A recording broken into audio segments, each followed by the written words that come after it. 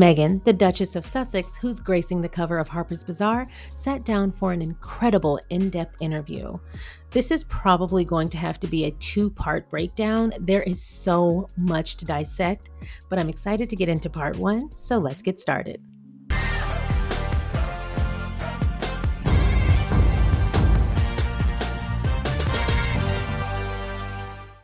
Thank you so much for clicking on my video, and if you're returning, welcome back to my channel. Today, I'm excited to get into Meghan's interview with Harper's Bazaar, but before we do, if you haven't already, please don't forget to like the video, subscribe to the channel, and don't forget to share so that more people can find us. The title of this article is Meghan's Moment. After years of being subsumed by other people's narratives, the Duchess of Sussex is ready to author her own next chapter.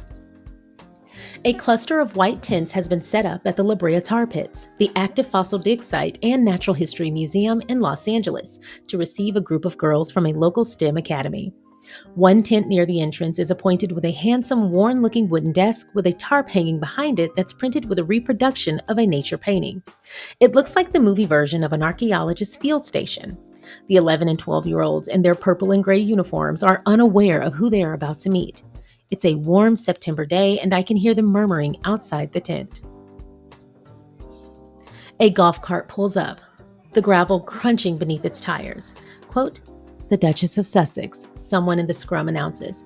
Meghan descends, dressed in wide-leg trousers, a silk blouse, and a small pair of pave diamond studs by the Ukrainian brand Guzema.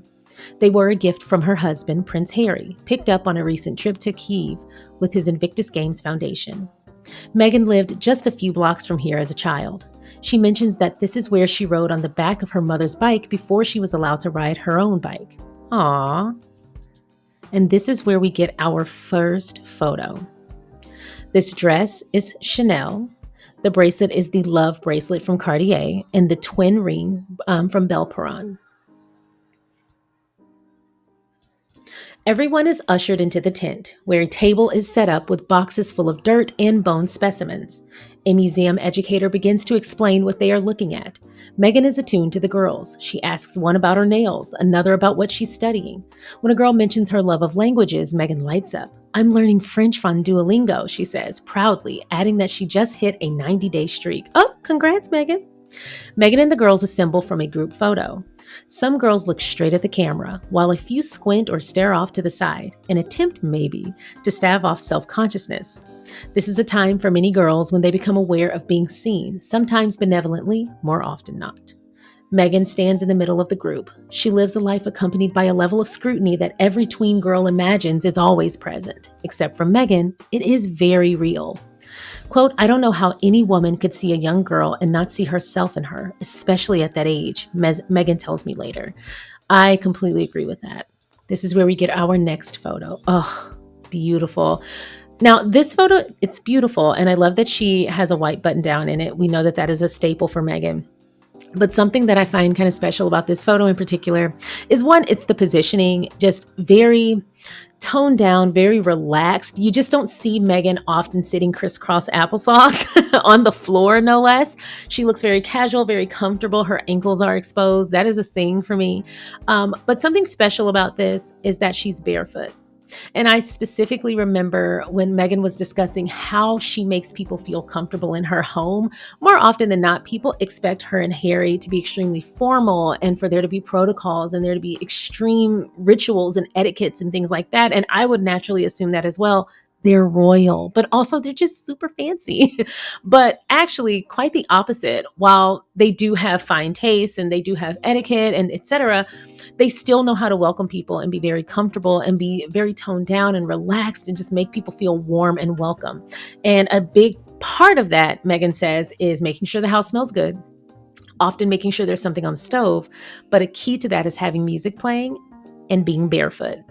And so whenever I see her barefoot in photographs, especially when she obviously knows she's going to be photographed, I see that as her welcoming us in. I see that ever since she shared that, I see that as her basically saying, this is not that, get comfortable. You're going to get to me, not the Duchess of Sussex, but just me outside of that, outside of Rachel Zane, outside of Meghan Sussex, outside of the Duchess of Sussex, outside of all of these roles, all of these preconceived notions you might have based on her being a duchess, based on her being a successful actress, based on her being married to Prince Harry, based on her being her, based on her having this insane career before she became a freaking royal. You could come up with a lot of preconceived notions based on those things. And ever since she shared that, she helps people to feel comfortable and to just relax immediately by welcoming them into her home barefoot. Whenever I see her photographed barefoot, I feel like that's the message. That's the inherent message of relax. It's just me. Now, I don't know if Meghan has been her so long that she forgot that she is a big deal. So even when it's just me, ma'am, that's a lot.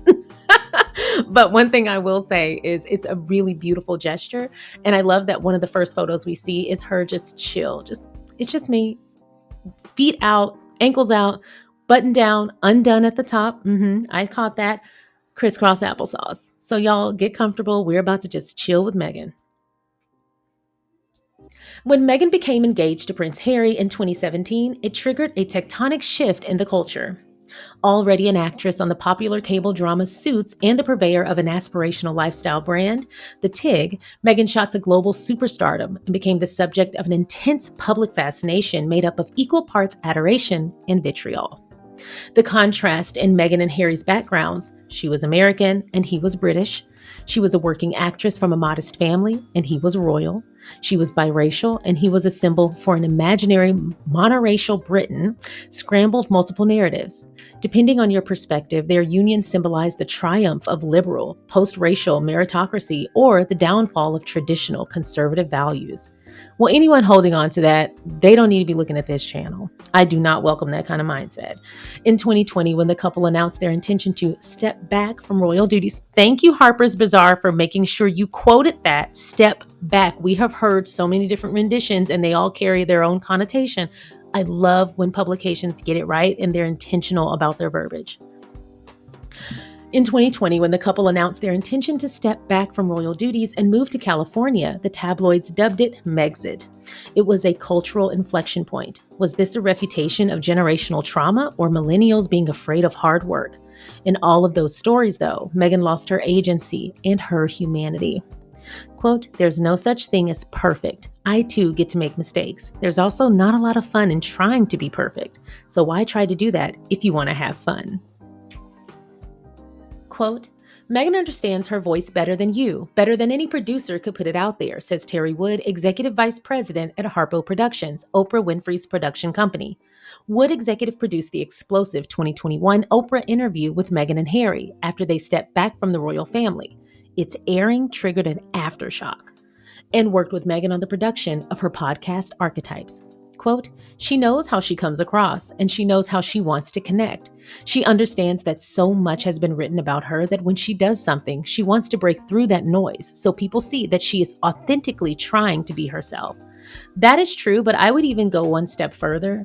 People can see that she is being herself. Meghan has acquired a level of fame that is irrevocable. The question becomes, what does one woman do with that amount of power and tricky sort of influence? In the 5 years since leaving the firm, what some members of the royal family call the institution that dictates their lives, Meghan has remained focused on the projects she has built for herself and that fit her lifestyle as a mother of young children, Prince Archie 6 and Princess Lilibet 4. Together with Prince Harry, she launched the nonprofit Archewell Foundation in 2020 with the mission to show up, do good. She has signed development deals with Spotify and Netflix. Her lifestyle series, With Love Meghan, in which she invites friends to a Nancy Meyers-esque California home to cook, craft, and garden with her, coincided with the launch of her brand, As Ever, which sells scented candles, preserves, flower sprinkles, and wine. After years of attempting to fit her into their narratives, she is now pursuing a life and a career that feel authentic to her and her alone, and allowing herself to enjoy it too. That's very important, and I appreciate Caitlin for adding that as well. Now we get the next photo. Layers, layers, layers. Absolutely love this. I also love the tone of this. Dark turtleneck, dark pants, but then you have on top of that this white button down, likely the same one that we saw before. And then, of course, you have this lighter shade, likely a camel or tan or beige trench coat.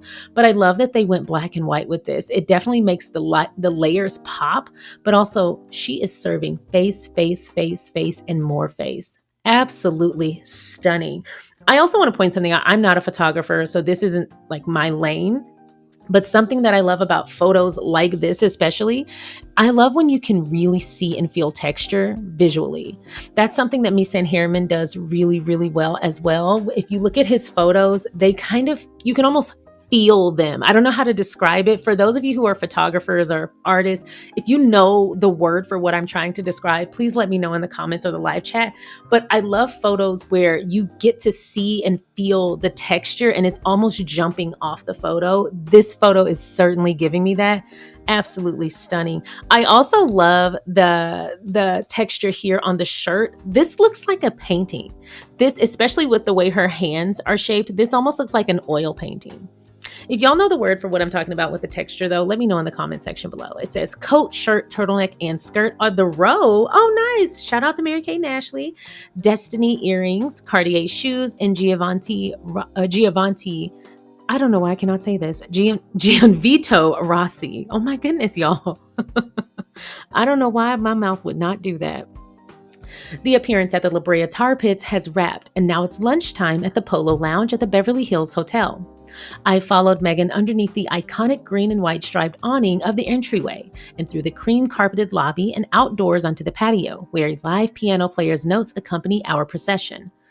Long the see and be seen spot for Hollywood deal making and politicking, it is a calculated choice as the site for my first interview with Meghan. We are ushered to a circular table in the corner of the garden, a prime seat where we can see the other diners and they can see the three of us. The Sussex's chief communications officer sits between us. We order a burger and fries for the table, and Meghan orders the Polo Power Bowl. When it arrives, she holds up the dish, taking genuine delight in the perfectly arranged produce, aligned to make a rainbow. Oh, I know she loved that. During our conversation, Meghan pauses to chat with the restaurateur, Michael Chow. She says his restaurant catered a recent birthday for Prince Harry, or H as she always refers to him, and has a whispered conference with a famous film titan. Ooh. I have a lot of questions about the scene you just set, ma'am.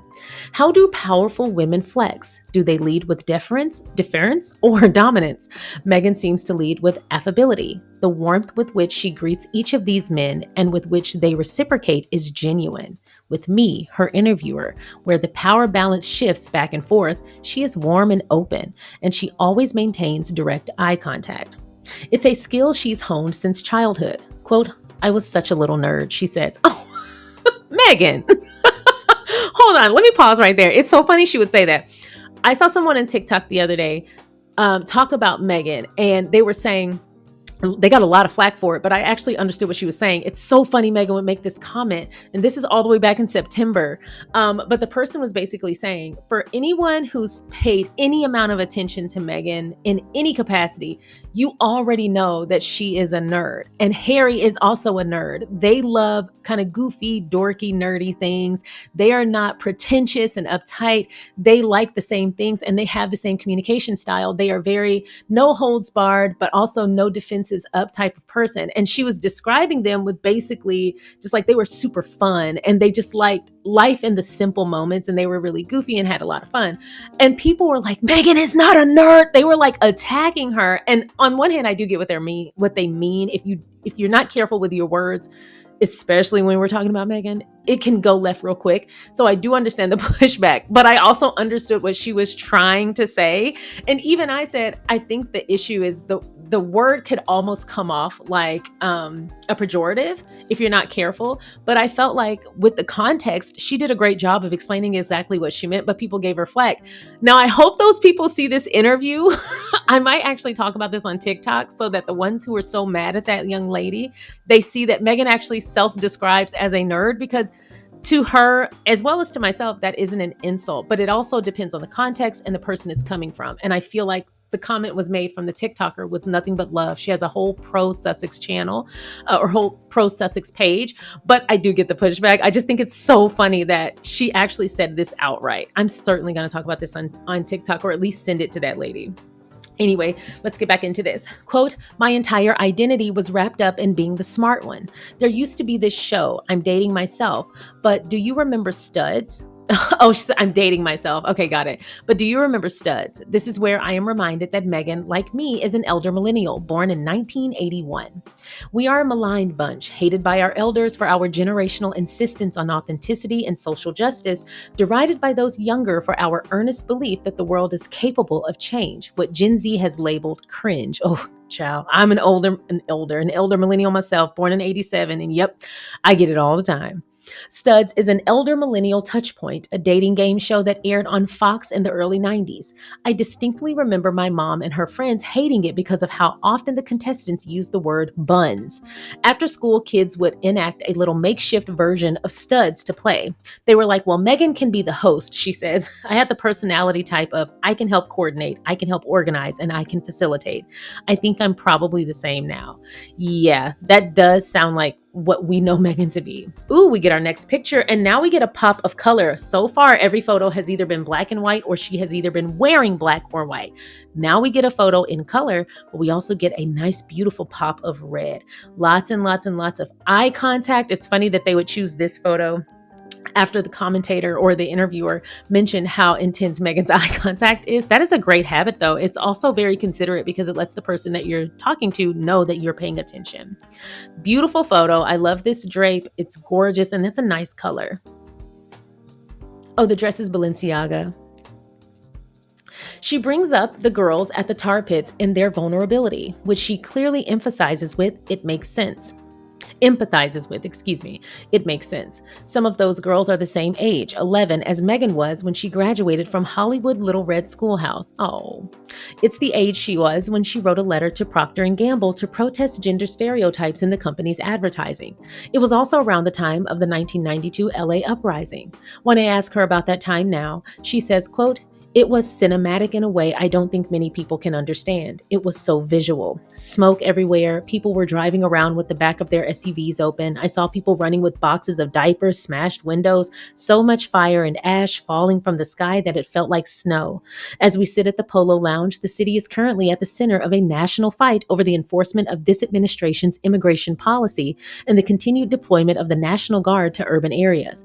But the city, Meghan says many times over the course of our conversation, is resilient. It was scary, but LA survived it. For Meghan, the trajectory of her life has come full circle. The Sussexes moved to California in 2020, settling in Montecito, a secluded, wealthy enclave of celebrity entrepreneurs like Oprah Winfrey and Gwyneth Paltrow. There, Meghan reconnected with a tight-knit circle of women, including Kelly Zaffin, who met Meghan when they were both in their 20s. Quote, it is a small group of us that protect each other, Zaffin says. They had fallen out of touch, but Meghan reached out in 2022 after she found out that Zaffin's 9-year-old son had passed away from COVID-19 and viral meningitis. Oh no, I remember that. Quote, the second I heard her voice, it felt like I was right back with her, Zaffin says. Zaffin is on the board of the Alliance for Children's Rights, a nonprofit that provides support for children and teens in California's foster care system, and that Meghan and Harry, through their Archewell Foundation, have supported. Quote, there's not a day that goes by that she hasn't checked in or I haven't checked in, Zaffin says. Someone can show up in a time of need or grief, and oftentimes they don't stay or they're only here for a short amount of time. But Meghan just always made herself available to all of us. So now we come to the next photo and the halfway point to the interview. I just have to first say the clavicle is the star of this photo. The clavicle said, excuse me, I'm ready for my close-up. And it absolutely delivered. That clavicle is popping. Yes, ma'am. This actually looks like a sculpture.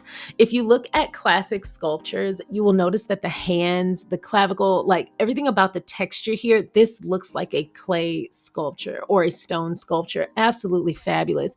Again, with the texture in the photo as a whole, I absolutely love that we can see so much texture in this armchair.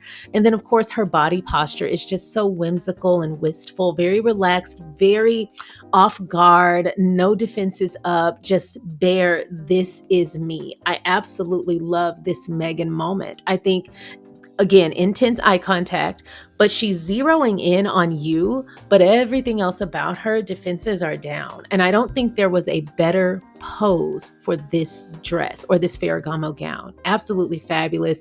Her body is almost reminiscent of the dress itself, of the gown itself. Look at how she is posed, and it's almost like the same ripples that you see in the fabric. Her body is also giving that as well. Just perfect posture. I wonder if this was a candid moment or if she was posed for this, because it is in such alignment. Fabulous all the way around. Okay, so her dress is Ferragamo, her bracelets are Sydney Garber, her barbell chain bracelet is David Webb, and her twin ring on her left hand is Belperon. Fabulous.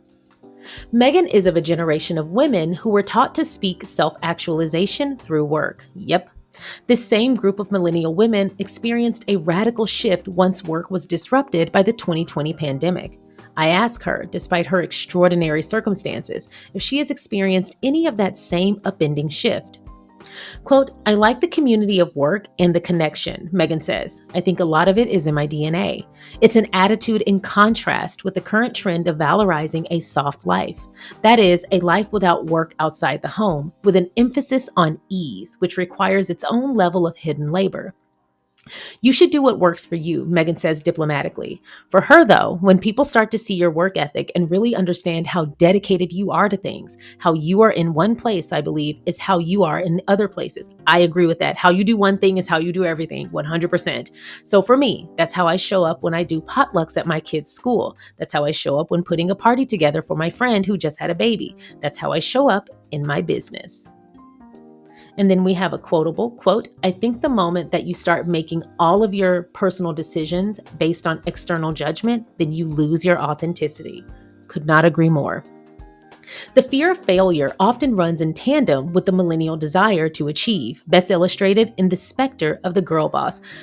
Pause there. I have a whole video of the mean girl to girl boss pipeline and how infantilizing girl boss as a term actually is. I have always hated it. For those of you who've been here from the beginning, y'all have heard all of my speeches. I genuinely hate the term girl boss.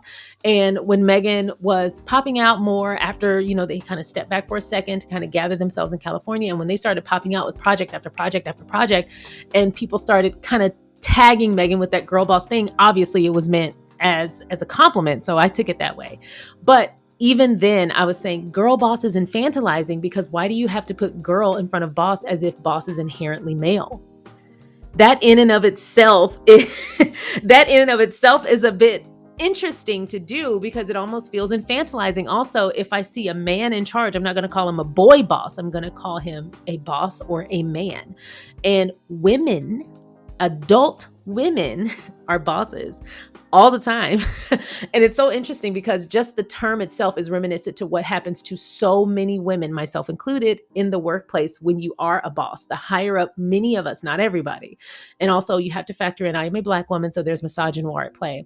Many of us, the higher we move up, the more doubt people try to project onto you, the more undermining you experience when it comes to your authority, the more secondhand questioning and challenges you get, whereas your counterparts, often white male, don't get any of that.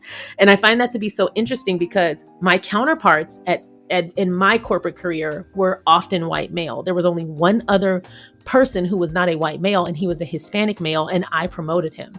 But we all would be at the table, and I was the only one who would get challenged as a Black woman. Mind you, I was one of the more senior managers there, and that didn't happen at just one company.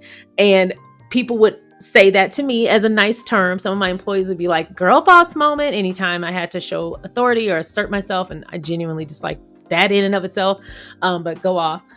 But I would often get that girl boss thing, and it drove me nuts then, and I would always just say, I'm a manager, nothing more, nothing less, just a manager doing my job. One, girl boss it kind of has a connotation to it. And then two, girl. I haven't been a girl in a long time. So anyway, I think it's so interesting that she was painted that way. But in and of itself, there are plenty of female bosses. There are plenty of women bosses. There are plenty of non-binary bosses. There are plenty of people who are in positions of authority. We don't need to infantilize them. But anyway, let's continue.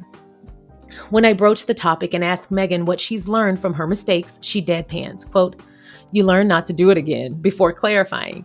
If it all goes swimmingly, you don't learn from it. If you don't learn anything, you're not going to grow, she continues. I'm a mom with kids at that age where they are constantly learning something new.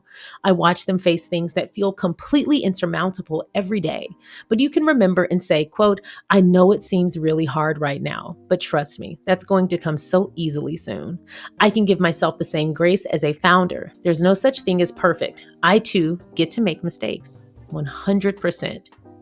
Quote, there's also not a lot of fun in trying to be perfect, Meghan says. So I try to do that if you want to have fun.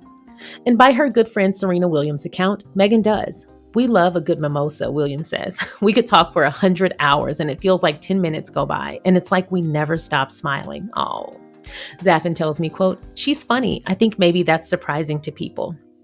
Williams, who met Meghan over a decade ago at a Super Bowl party, says, quote, we both definitely have a dry sense of humor. I think that's why we hit it off for no reason at all, this silly football thing. We were just like, why are we here? To meet you, apparently, and we've been lifelong friends ever since. I don't like things that feel overly realized, Meghan says. If you overwork the dough, it's not going to rise. And sometimes I think the stress that people put on moments, they are so consumed in them that you lose the fun of why you are doing something. Quote, not everyone who starts a business is under the microscope that she's under, Terry Wood says. What she is learning to weather and ride out is the judgment that happens as a businesswoman when you are that famous. She's absolutely right. Something Meghan said actually stuck out to me. I was talking about this with my sister not too long ago, which is if you put too much pressure on the moment, the pressure consumes the moment and then you miss the value in it. And I shared an anecdote about a time when my mom wanted to record Christmas. Mind you, we never rewatched them, but she wanted to record Christmas and we were out of town at my aunt's house and we were all opening gifts. And all of a sudden her battery starts dying and her charger wasn't working. And so as we're opening gifts, she starts rushing everybody. And she's like, come on, hurry up because I'm running out of tape. Now I aged myself. She was like, I'm running out of tape and I'm running out of battery. And we were like, okay. So we rushed through Christmas. And so as I'm opening things, she's like, okay, we saw it. Go to the next gift. Zakia, pre-open it. And so she was having my sister pre-cut the paper so that I could rip through it, open it, show the camera, and no one saw what we got. No one got to explain why they gifted us these things. And we didn't get to explain what we gifted others. And it was such a down moment. Well, not too long ago, I found that tape as I was cleaning out a storage unit and we had a VCR. So I popped it in and I don't remember it being this way, but watching it back as an adult, we were all so sad. It stole the spirit of Christmas. And the reason I'm sharing that, and I'm sure that wasn't the intent, but as an adult, I can't imagine seeing my child's face and not being like, let me stop this. I'll just have to remember this. But the reason I share that is because something Meghan said here is if you overwork the moment or you put too much pressure on the moment, you lose the value. And while the intent was there, the impact was something completely different. And we lost Christmas that year. Now, of course, we got our gifts and that was really all we cared about. But watching it back and seeing our little stressed faces and how frustrated we were, and we had red cheeks and we were angry. And my sister was even tearing up because she didn't even get to open some of her gifts because we were running out of tape. It broke my heart watching that as a 38-year-old woman, like, oh my God, look at our little broken hearts. I can't imagine caring that much about recording something only to record misery. And so I share that as a reminder that I just actually received not too long ago when I came across that of, while we may want something out of the moment, maybe we want something to go perfectly. And it's interesting, Meghan would talk about not putting too much pressure on being perfect because you lose the fun. So funny. That applies here as well. But it was a good reminder to me that things don't have to be just so. And in our attempt to make things quote unquote right by our standards, we could be ruining the worth of the moment, the value in the moment, the connection that's happening here. We could be missing the human element of happiness and togetherness and community and communication and bonding because we want it to look a certain way. And I just want to remind you, this is before social media. So this is just neuroses for the sake of neuroses. So anyway, I share that to say that quote she brings here is a lesson that I literally was just reminded of how in sync. I actually appreciate that. So now we get to the next photo. This is actually the first photo where Meghan is not looking directly at the camera. This is very beautiful. I love how wistful her hair is. This whole shoot This wistful nature is beautiful. I love this dress. I love this. This is her bracelet stack, but I love everything about this. Kind of toned down, but you get so much feeling. And again, texture, texture, texture. I also love that you can see all of Meghan's freckles and moles. It's so funny because you rarely can see that. It definitely tells me that they did not airbrush this photo, but you can see all of like her skin changes here, like the moles, the freckles, and things like that. And I think this might be a me thing. I don't know. But as I've gotten older, something that I love is seeing new, healthy moles and freckles pop up. I just find that as we grow and change, and your body grows and changes, your appearance grows and changes, it's almost like these markers of like little milestones. And I'm noticing I still have all my moles checked out, but I'm still getting like little moles and little freckles and little beauty marks. And it's so funny. I'm 38 years old and I'll look in the mirror and say, I should know exactly what I'm about to see after 38 years of looking at me. And there are still surprises. But as I've gotten older, I've gotten a lot of freckles and moles and things like that. And I also was looking at this photo of Beyonce, and she has so many moles now on her neck and on her face and little freckles. And I was just like, I love that people are not.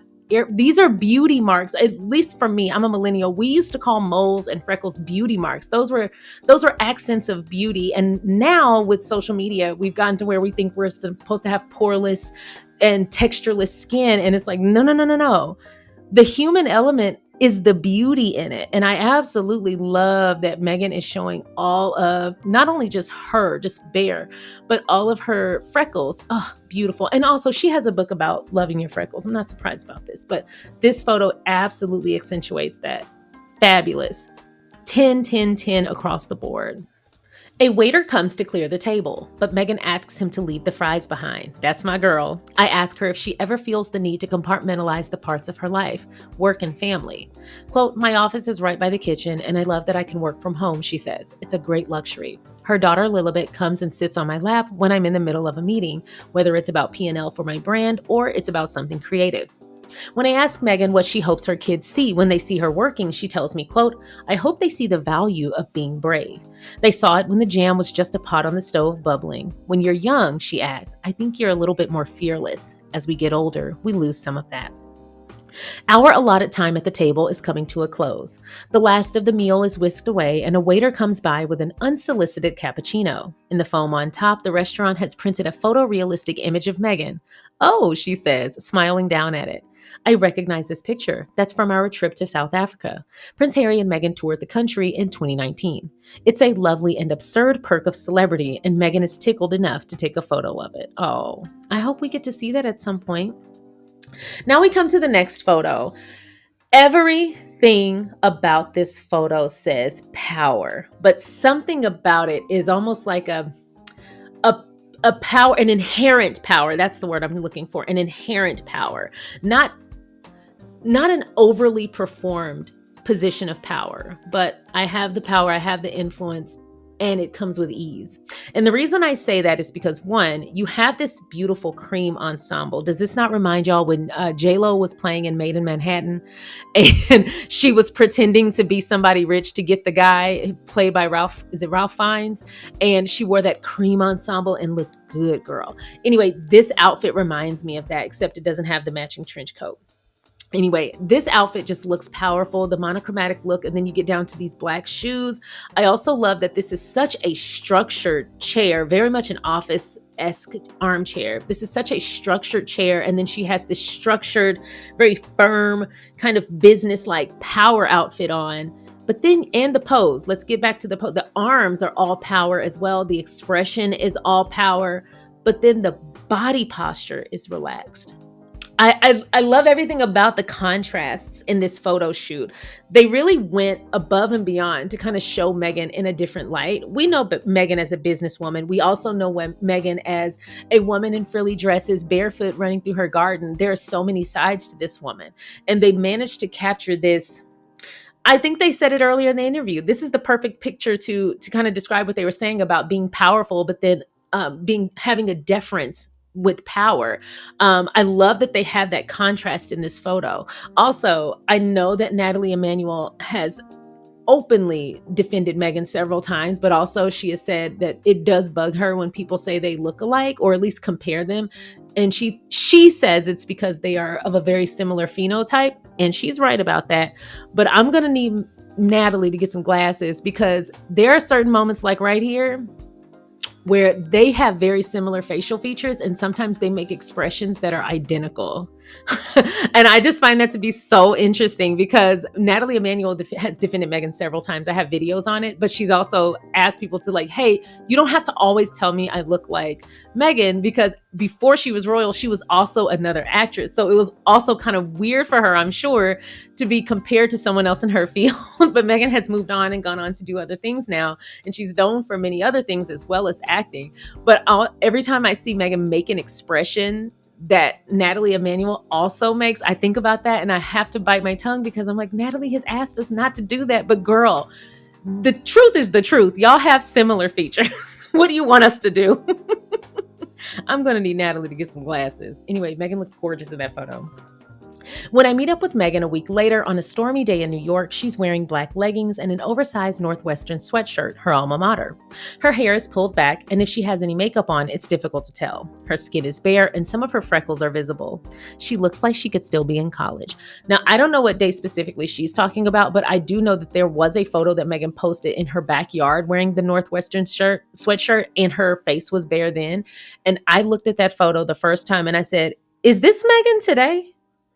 And I literally had to check the date, because it was the first time I saw the photo come across my feed. And I was like, is this a recent picture? She looks 18 in this photo. Like, she looked like a literal teenager. So I think that's so funny she brings that up. I don't think it was the same day, but I know of a time when Meghan wore kind of that same similar look. And even I did a double take. Like, I think this is an old photo. I had to actually look up the photo credits. We're in a grand brownstone on the Upper East Side that belongs to one of Meghan's friends. When I enter, the house manager announces Meghan, Duchess of Sussex, even though we appear to be the only other two people in the house. Meghan and Harry are in New York to receive the Humanitarians of the Year award from Project Healthy Minds, a nonprofit focused on mental health. Oh, I know exactly where they were, or when this was. We try to decide where we will have our talk, downstairs in the kitchen with its oak countertops and view of the patio, or upstairs. She gestures toward the second floor of the house, which is accessed via a glass elevator in the living room. Dang. I need to know where that is. In the weeks since we last met, Meghan caused a sensation when she made a surprise appearance at the Balenciaga show during Paris Fashion Week, the first with Pier Paolo Pacioli at the helm. The two have known each other for years. Quote, I was excited for him, she says. I reached out and I said, happy to come and support you. We kept it a secret and it was really fun. Oh. Quote, you find different ways to protect yourself, whether that's self-preservation or it's just growing up. Oh, I can't wait to get to that part of the interview. I wonder what that's in reference to. There's that word again. I love being able to do both, Meghan says, to play in the sandbox with my kids and to play in the front row at a show. I think the moment that you start making all of your personal decisions based on external judgment, then you lose your authenticity. Damn right.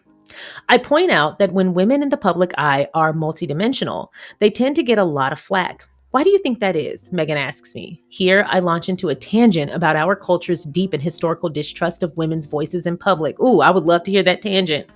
You know what I mean? I finally say. Meghan deadpans again. Well, yeah. I mean, you are talking to the poster child for that. I tell her it sounds like she has good boundaries. Quote, I think my boundaries became stronger once I came into the public eye in this she pauses and makes a face similar to the one she made when talking about making mistakes and laughs. I could think of any adjective to fill in the blank and it would probably work. You find different ways to protect yourself, whether that's self-preservation or just growing up. Oh. We come to the next photo. Oh, this is the first one with a nice overt smile. She looks like she's having fun. This is definitely candid. Now, this is the photo in color of another version of that photo that we saw earlier that was black and white. And now we get to see a little bit more of the hues. Now, again, this is still a lot of layers, but I love the color block nature of this. You have the black turtleneck with the black skirt, but then you have this white or cream button down. And then of course, the classic tan trench coat. It says the coat, shirt, and turtleneck and skirt are all the row. Now, hold on. I have never really given much thought to the row outside of one t-shirt that I bought because a good girlfriend of mine told me, like, you have to get this t-shirt from the row. It's like the best t-shirt in the whole wide world. It was an expensive t-shirt. I looked at her and said, girl, Hanes charges a quarter of this. Are you sure? And she promised me it was the best t-shirt you'd ever wear. It was the best t-shirt I've ever worn. I'm not lying, but it's the only thing I've ever bought from the row because they are way outside of my budget, but I made an exception. But I've never looked at them outside of that one t-shirt since. Meghan has worn several pieces in this photo shoot alone that once I wrap up this, I'm actually going to revisit the row because I just kind of put them in that part of my mind where I'm like, it's not for me. Meghan has me doing a double take. I might go check out the row later. Anyway, her shoes are Gianvito Rossi. I'm pretty sure I said that wrong. Her circle of trust is tight. She puts her hand on her heart when she talks about her husband. Oh, quote, he loves me so boldly, fully, and he also has a different perspective because he sees media that I wouldn't. She says, no one in the world loves me more than him, so I know he's always going to make sure that he has my back. Oh my God, that is so sweet. May we all have love like that. With Prince Harry, Meghan explains, you have someone who just has this childlike wonder and playfulness. I was so drawn to that, and he brought that out in me. Oh, that is so cute. Oh my God, that's translated into every part of our life. Even in business, I want us to play and have fun and explore and be creative. There is nothing like spending your time with someone who not only has your same sense of humor, but has that same lust for life, that enjoys learning new things together, enjoys dissecting things, being creative together, that you can just have fun. There's just something so peaceful. Like, all the other things are wonderful. The pillars of a relationship are wonderful, of having trust and fidelity and love and passion and all of these wonderful things, and loyalty. But then they're not small, but then there are the things in the middle of those pillars that those pillars are housing. And we can be creative together. We can have fun together. We can explore together. We can learn new things together. There is just something so special in that. I was recently celebrating my 9-year anniversary, and someone asked me, if you could give any advice, what would you give? And I said, I always say, don't give marriage advice. That's the only advice I ever give. Because no two people are the same and no two marriages are the same. But one thing I did say was something that I was never talked about when we were engaged. We were engaged 11 months, and no one ever talked to us about those kind of small things that get missed if you're not careful, which is, you got to keep having fun together. You have to keep falling in love with each other. You have to keep having fun together. You have to bring out those qualities that have been repressed, because the world will absolutely beat out any kind of uniqueness, and a good partner will help you to blossom and bring those things out. And in 9 years, that is something that every single year we have so many moments where I'm reminded of that. And I'm so grateful for it. I'm almost glad no one warned me. I'm almost glad no one mentioned it, because it's been one of the nice surprise, another added benefit of being married to the love of your life. So anyway, I love hearing Meghan talk about this because it is an amazing experience.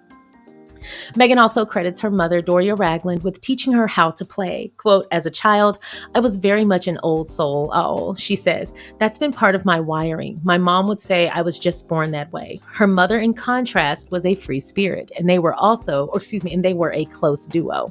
A travel agent during part of Meghan's childhood, Ragland would use her employee discounts so that she could travel to Mexico for a Day of the Dead. Meghan's maternal grandmother, another strong single woman, lived around the corner. It was at her grandmother's that Meghan learned about food. Her mother was not a regular cook, and Meghan remembers most of the food at her table being eaten in haste. Carnation instant breakfast shakes in the morning, deli sandwiches for lunch, though these were often an attempt to deliver on Meghan's request to have a Subway sandwich that, like she'd seen in the commercials.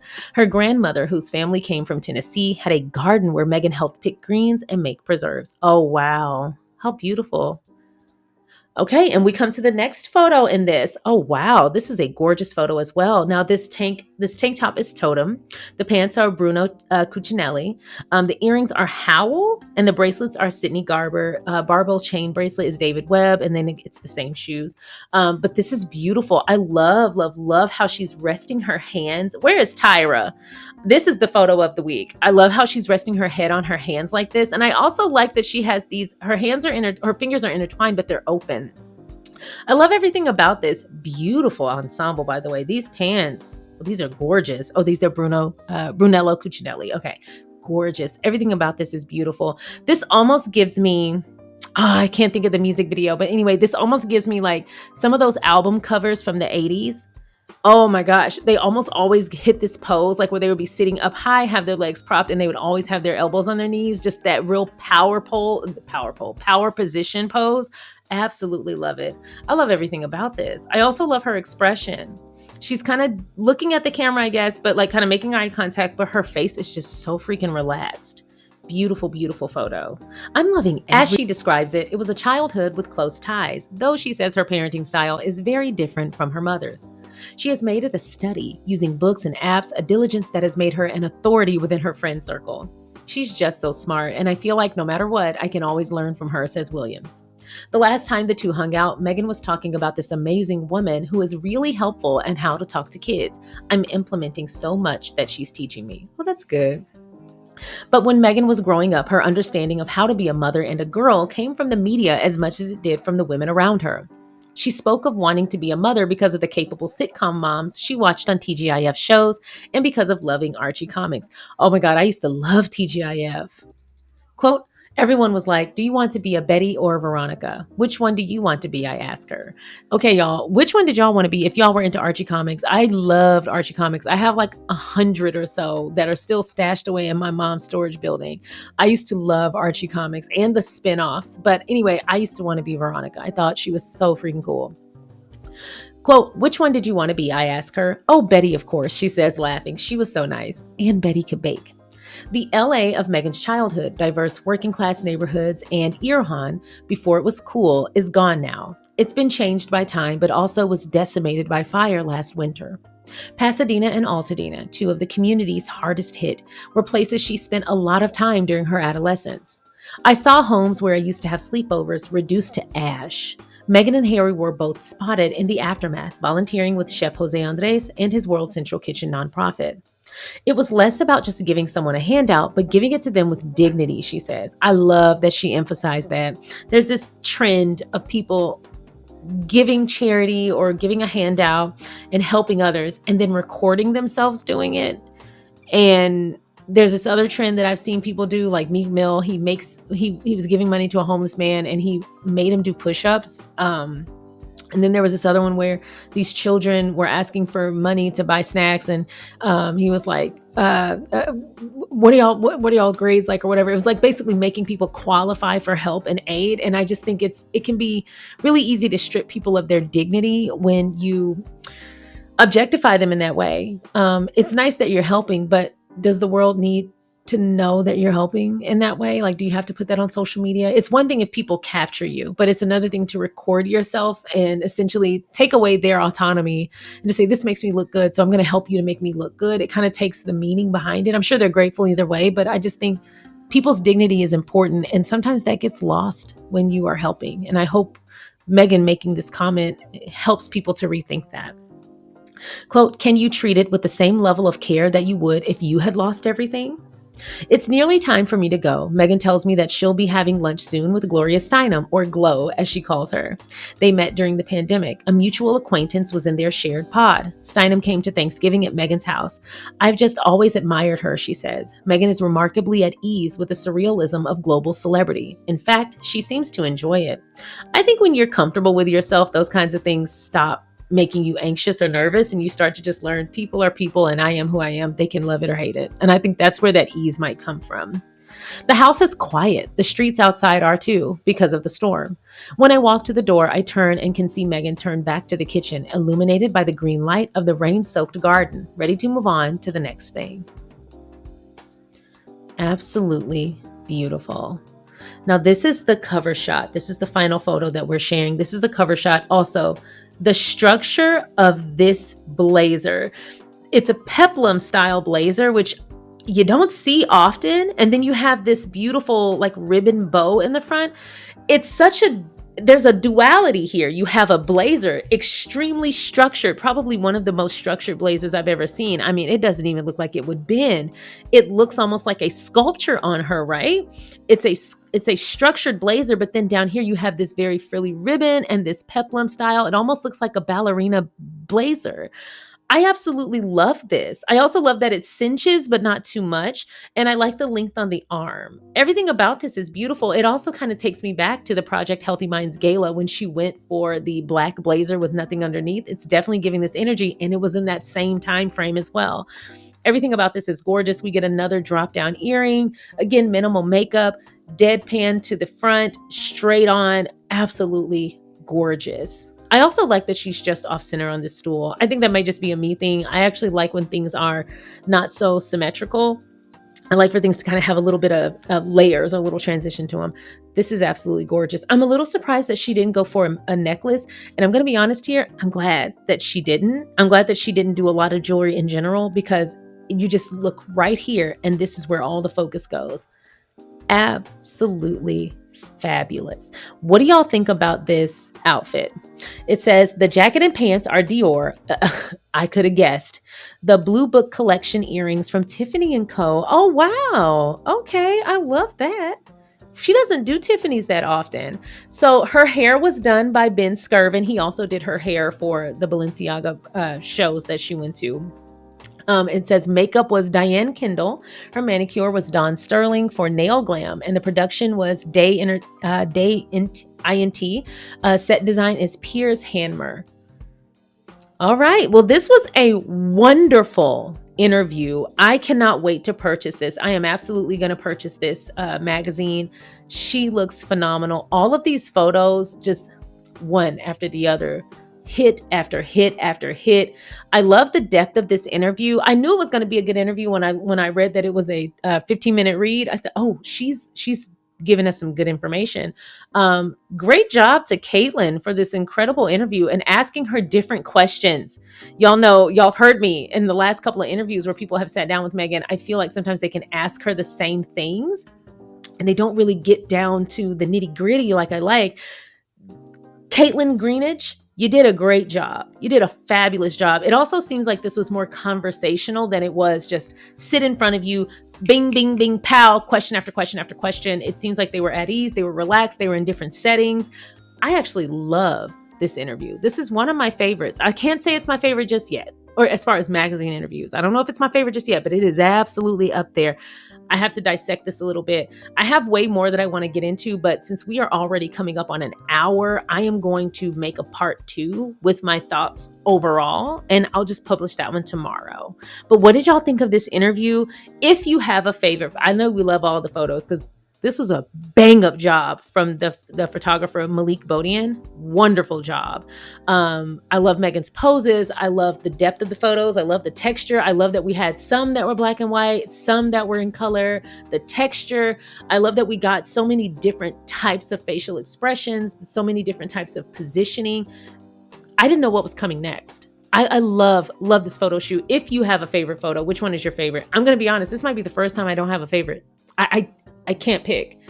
I'm going to have to sit with it. Maybe I'll have one by tomorrow, but this is a fantastic interview. Bang up job, Harper's Bazaar, and wonderful job, Caitlin Greenidge. Thank you so much for watching the SharionSade YouTube channel. I appreciate you watching my content. If you haven't already, please don't forget to go ahead and like this video by hitting the thumbs up. Please don't forget to subscribe by hitting the subscribe button. And don't forget to comment along the way. If you feel so inclined, please don't forget to share so that more people can find us. Once again, thank you so much for watching. Now let's get back to the video.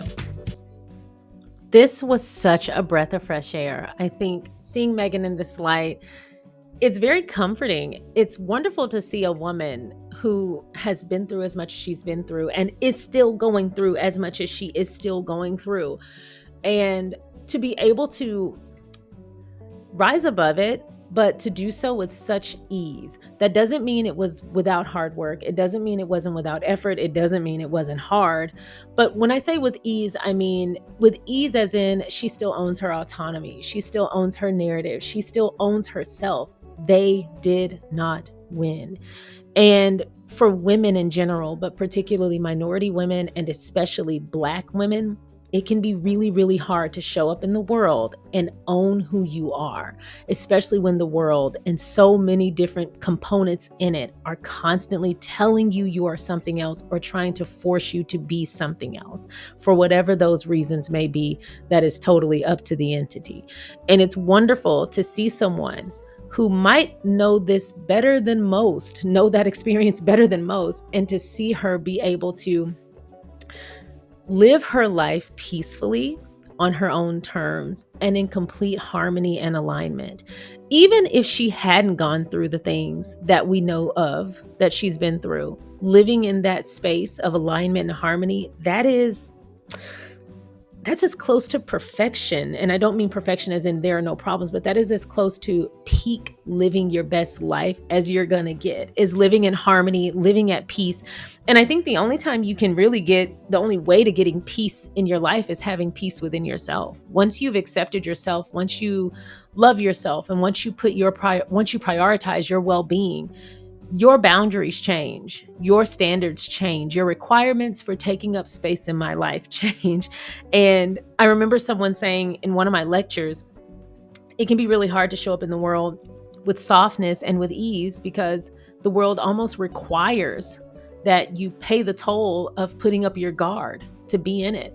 There are so many things that can catch you off guard. There's so many threats emotionally, verbally, physically. There are so many things in the world, especially here in America, that we have to experience when we simply vie to leave our house or open up our phones, etc. There's so many external threats that we almost have to operate with a constant guard.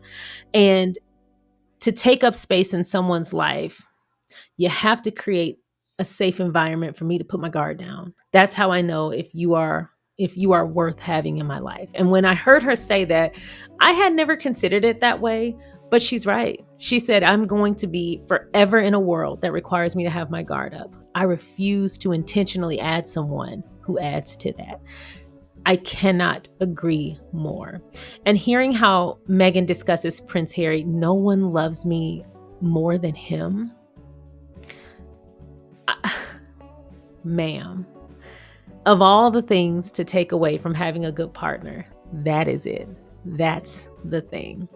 No one loves me more than him. That is amazing. That is beautiful. And I'm sure he would say the same thing. But it's wonderful, wonderful, wonderful to hear that they have that. And the things that have happened to them have probably only made that bond stronger. Anyway, I loved seeing Meghan in this light. I loved hearing about her experience from her perspective. I love seeing and hearing about her in this phase of life. And I like hearing that alongside all of the ambitious things that she is going after, she is not compromising on still making time, having space, and creating moments to simply live, because that's what it's all for. She's not stretched too thin. And I have often asked, how the hell do they do it? Like, how do they do so much? My goodness, I would be exhausted. I know they have staff and I know they have a team, but still at the end of the day, when you are leading, you are leading. That's a lot to do. And they have a lot of work. They have a lot of stuff that they're doing. I think that you would have to be in total alignment with yourself in order to do all that they do and still live fully. Anyway, it was wonderful to have this chat with Meghan. I love that she is vulnerable. I kind of find that the more vulnerable she is, the more, and I don't think it's the intent, but the more vulnerable she is, the more it grinds the gears of the people who dislike her, because they want nothing more than to have her stowed away, afraid to live, afraid of her own shadow, scared to say anything, walking on eggshells, tiptoeing through life. And she's like, I am as free as a bird and I'm completely fine. Every time she shows up, happy, crisscross applesauce, barefoot, wistful hair, no makeup, chill, relaxed, smiling, happy, light, free. Every time she shows up as in the fullness of herself, they lose every single time, over and over again. Not only are they already losers because they would have to be haters, but you have to continuously be reminded that you're a loser because the person that it took the whole world trying to break and you still couldn't even get her to bend. You're just a loser all over again. After all that, and you still didn't walk away with anything. Every single day, I am covering what the Sussexes do and all the things that they're into. Every single day, I'm reminded that it's up to you. And I know that sounds so simple, but it genuinely is up to you. You create your experience in this world, and there are some external forces that can make that hard as hell. But at the end of the day, What you get out of this life is what you put into it. And what you put into it is determined by what you focus on, what you fill your mind with, what you tell yourself, how you treat yourself, how you protect yourself. It all boils down to that. How do you feel about you? And once you get right with you, there's not a damn thing that anyone else can do about it. I was having a conversation with my husband this morning, actually, about so many different theories regarding stages of development cognitively and regarding your faith and all these different stages of development and all the things that go into making us who we are as humans, all the things that go into making our personalities, all the things that go into making us who we are in so many different aspects. And something that I told him, I was like, the more we study these different theories and these different stages of development, the more I keep coming back to this. Everything that we experience in this world starts in our own minds. The external world has influence, absolutely, but it has far less to do with us and our experience than we give it credit for.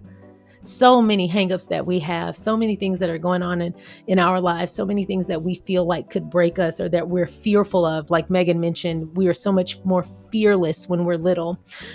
So many of the things that cause us to kind of go into a shell or give us apprehension, etc. So many of those things, they are no match for your own self-confidence, your own competence, and your own mind. You are so much more powerful than anything you can possibly observe in this world. And the moment you accept that is the moment you become unfreaking stoppable. And I'm not on a soapbox. It's just so funny. The more I study the mind and the more I study the human body and the human existence, the more I realize we are powerful as hell. And the people who give their power away are the first ones to try to strip you of yours. The fact that Meghan can walk this earth completely free, and the only thing I won't even say millions, probably just hundreds of people who are making millions of accounts. The only thing those people wanted was for her to be afraid of her own shadow and to be locked away in a cage. They didn't want her to experience the fullness of her life because they saw her power and they were jealous of it. They know that they couldn't even have a fraction of the amazing blessings that are in store for that woman, and they didn't want to see her experience it either. If I can't have it, why should you? And look at them now. Who are they? We don't know. All we know is they have brown teeth. They're living in their grandmother's basement. They probably got on last Wednesday's underwear. They probably have all kinds of cans and trash spewed about their feet as they're on their 5th hour of Sims for the day. But all we know is Meghan is, and there's nothing wrong with Sims, but I'm saying these are practically hermits. And if they're not hermits in a physical form, they're absolutely mentally hermits. They have nothing to live for because you would have to be pretty damn sad and pathetic to try to hurt someone else, especially someone who's never done anything. Every time I'm reminded of how free Meghan is, case in point, this interview, I'm reminded of the power of the mind, the power of being right with yourself. Once you are right with yourself, there is nothing that can knock you off your pedestal. Absolutely nothing. Everything this woman has gone for, she has not only achieved, but conquered. And on to the next thing. On to the next thing. She operates by her own rules, on her own terms. She is literally living a life of fulfillment. And if you take nothing else away from this interview outside of those fabulous outfits, those gorgeous photos, and this wonderful story from Caitlin Greenidge, if you don't take anything else away, please take away this. You can absolutely have anything you want in this world, and don't let anyone else stop you. And as Jay-Z says, people could tell you how to do it, they never did it. Those are the first ones to tell you not to do something or not to try. It's because they can't. That's not your rules. That's theirs. You are limitless. And the moment you get right with you is the moment that you become unstoppable. So hopefully that is a takeaway, because that's certainly a good reminder for me. Anyway, that is all I have for y'all today. Sorry for the soapbox. This was a very inspiring interview, and it's so funny how in alignment it is to some of the things that I've been studying lately and some of the conversations I've been having just how powerful we are when we are in alignment with ourselves. It's just so crazy how much of life is spent telling us to fit into all these molds, all these positions, all these different roles that we don't necessarily choose for ourselves, but are externally forced upon us. And we're told to fit into these roles. And if you want to be a mom, it has to look exactly like this. And if you want to be a wife, it has to look exactly like this. And if you want to be a corporate girly, it's got to look exactly like this. And you got to dress in these clownish outfits like Selling Sunset. And you got to be mean and angry like Mr. Ratburn. Well, he wasn't mean and angry. He was just intense. But you have to fit into all these roles according to everyone else's requirements and standards and terms, etc. And you're told that pretty much your whole life. And then when you go and you study the mind and you study what goes into making a human who they are, all the different aspects of it, and you realize the power comes from who we are inside. All of those quotes, all of those Disney quotes, all of those Nickelodeon quotes, all of those sitcom moments were telling us the truth. The gems were right there the whole time. What's most important in this world is being right with yourself. And when you are right with yourself and you live in alignment with yourself, the world doesn't matter at all. You are free to roam about the world, free to roam the cabin. You are free to move about the world in any way, shape, or form that you decide. And whoever has a problem with it can choke. Anyway, good for Meghan for reminding me of that, because she is absolutely, absolutely living in alignment and living her best life. Imagine someone who's been through what she's been through and still seeing the value of taking a photo of her little cappuccino with her and Harry's face on it, which is so cute. And I hope she uploads that photo. I really do. Now, on the way out, I have a little treat to share. She posted it on her Instagram today. So I'm going to share that here on the way out. Y'all probably already seen it. But anyway, thanks for chatting with me for this long. I knew this interview was going to take up a lot of time. I didn't know it would take up this much. Part 2 is coming tomorrow, as well as another video. And then Patreon and members, y'all have a video coming tomorrow too. Thank y'all so much for watching, and I will see y'all next time. Great interview, everyone. Bye. I love the holiday season. It's about finding time to connect with the people we love. Yeah. Embracing traditions. I like this. There we go. And making new ones. We are now in the Christmas spirit. It's pretty jolly here. Let's go craft. Heyo. Festive. Being a hostess or a host, it's about making people feel comfortable. You can do things that make people feel a little bit more seen. See? Let the festivities commence and embrace the special touches that bring you joy. Should we see if this works? All right, 1, there we go. 2, 3. Oh! There we go.